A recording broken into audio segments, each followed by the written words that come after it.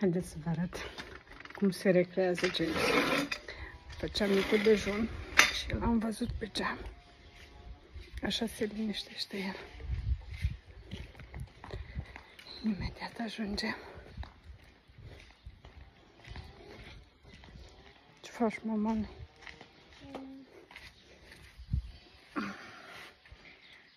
Ce faci aici?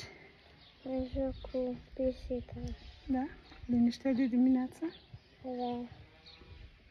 Cum o cheamă pisica asta? Cum o cheamă asta? E Mufasa. Mufasa? Da. Și pe celelalte? Că ai destule, nu? Pe una din celelalte Oreo și pe cealaltă Mățmic. Mulțumit. Câte pisici ai? Numai astea mici? Toate. Cred că 8. Crezi că 8? Da. Da. Așa se liniștesc copiii. Și ia uitați-o cum stă. Hai să papi.